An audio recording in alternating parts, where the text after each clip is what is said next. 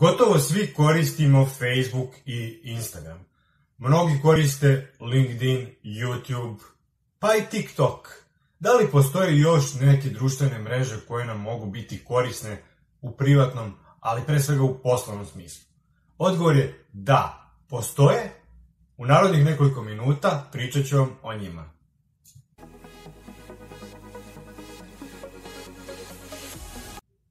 Moje ime je Vladimir Mladenov i ja sam sertifikovani konsultant za digitalnu transformaciju sa ekspertizom za društvene mreže i e-commerce. Prva društvena mreža o kojoj ću vam pričati je Twitter. Twitter je jedna od najstarijih društvenih mreža koje su i danas aktivne. Za razliku od Facebooka i Instagrama, Twitter nikad nije uspeo da u potpunosti iskoristi svoj potencijal. Mnogi tvrde da je to zato što ne prati prave potrebe korisnika. On ne uspeva na pravi način da monetizuje svoju vrednost i broj korisnika i popularnost koju ima. Kako treba i šta treba da objavljujete na Twitteru?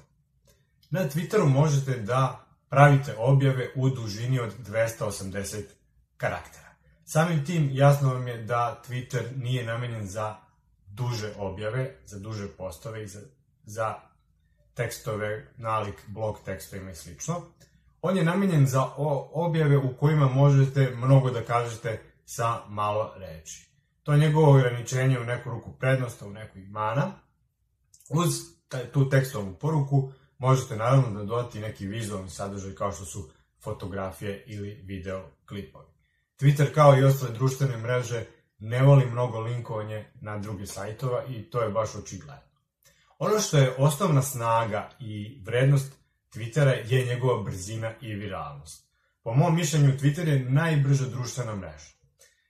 I to je zahvaljujući sistemu retweetovanja. Uz retweetovanje vi možete da podelite sadržaj vaših, da kažem, ljudi koji pratite, a i ljudi koji vam iskoče njihove objave na feedu. Zbog retweetovanja, neki tweet koji je aktualan, informativan, jako brzo stigne do velikog broja korisnika. I taj sistem je mnogo, da kažem, bolje postavljen i na boljim temeljima u odnosu na Facebook, recimo, šerovanje. Samim tim, Twitter je posebno bio koristan, ako se sećate, 2014. kada su bile poplave, informacije su zaista na Twitteru kružile neverovatnom brzinom i mnogo toga dobrog je urađeno jer su ljudi razmenjivali poruke na Twitteru koje su oblasti ugrožene, gde je potrebna pomoć, gde je sanirana opasnost i slično. Twitter sam koristio i za poslovne svrhe. Vodili smo nekoliko naloga kompanije i organizacija na Twitteru. Posebno smo bili uspešni, daću vam jedan primer, sa jednom organizacijom, odnosno to je bila jedna sportska institucija, koja je bila lokalnog karaktera i imala istoriju. I stvari koje dobro prolaze na Twitteru su definitivno ta nostalgija i lokalni karakter.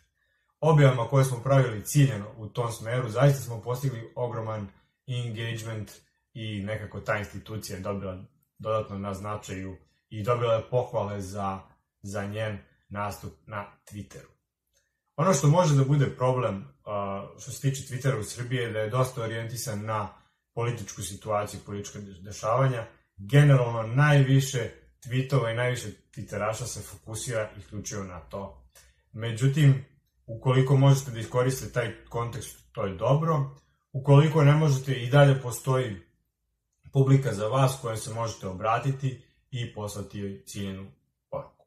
Ukoliko možete da u ograničenom broju karaktera sa malo reči kažete dosta toga, ukoliko možete da izazovete neku emociju, ukoliko vam trebaju objave koje mogu da se šire velikom brzinom, Twitter je definitivno prava stvar za vas i treba da ga koristite za vaš biznis. Postoji Twitter oglašavanje, ja sam ga koristio u manjoj meri i ne mogu reći da sam u potpunosti zadovoljan s njim, ali postoji ta opcija. Naravno, ne može da se poredi sa rezultatima koje daje oglašavanje na Facebooku i Instagramu. Druga društvena mreža o kojoj želim da vam ispričam je Pinterest. Za razliku od Twittera koji je orijentisan na tekstualne poruke uglavnom, Pinterest je orijentisan na vizualno i On je zasnovan na principu pinova i tabli. Vi pretražujete Pinterest za neku reč koja vam je interesantna, recimo da vas zanima sport košarka, vi kucate košarka, NBA liga, on vam izbaci određene pinove i vi pravite svoje table i te pinove lepite na table. Pinterest je najkorisniji u biznisu u smislu da može da vam da inspiraciju za dosta toga dobrog u smislu kontenta, odnosno sadržaja. I ne samo vizualnog sadržaja, već i tekstualnog, jer on ume da bude veoma informativan. Da li Pinterest mogu da koriste biznisi? Odgovor je da. Posebno ukoliko ste u modnoj industriji, ukoliko ste dizajner i slično, možete praviti svoj Pinterest profil, biti aktivni, praviti određene sadržaje koji će drugi ljudi pinovati i na taj način doći do publike. Ukoliko se bavite, kao što sam rekao, modnom industrijom ili nekom vrstom umetnošću, sasvim sigurno možete i direktno da prodajete putem Pinteresta. Pinterest naravno ima i određene ograničenja, on je isključivo, da kažem, 90% zasnovan na vizualnom, takođe nije baš u dobroj meri interaktivan u smislu da tu imate mnogo komentara, deljenja i slično i to je njegova osnovna mana. Treća društvena mreža o kojoj želim da pričam je Reddit i mnogi će reći da je Reddit nije društvena mreža nego da je forum. On u suštini jeste forum, ali ima i neke elemente društvene mreže. Bilo kako bilo, pričat ćemo o njemu kao kanalu koji možete iskoristiti pre svega što ga retko koji brand ili kompanija koriste.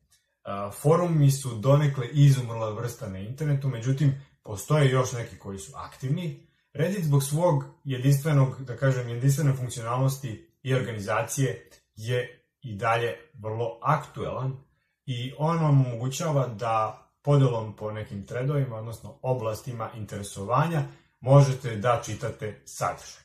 I ukoliko vas zanima NBA liga, na primjer, vi možete pomoću te oblasti R kroz NBA i tog kanala pratiti sve informacije vezane za NBA. I za razliku od onog oficijalnog sajta nba.com gde dobijete informacije o učinku igrača, o novostima iz klubova i slično, na Redditu možete na brz i jednostavan način da dobijete bukvalno sve informacije o tome. Znači i one oficijalne i neoficijalne, i stvari koje se dešavaju van parketa, i stvari koje se dešavaju na parketu na izuzetno brz način. Tako da ukoliko, na primjer, vodite neku sportsku stranicu, aktuelnosti i slično, ili radite za nekog klijenta, koristeći Reddit zaista možete da steknete dosta zanimljivih informacija. Isto tako vrlo može da bude informativan i edukativan u određenim oblastima. Reddit u Srbiji nije toliko korišćen i ima određene nedostatke, opet je tu, da kažem, politika kao jedan od glavnih elemenata koji se koriste. Ono što treba da znate je da za vaše aktivnosti, odnosno postove i komentare koje ostavljate, dobijate plus i minus ocene, odnosno karmu. Što imate veću karmu, to ste više cenjen član zajednice.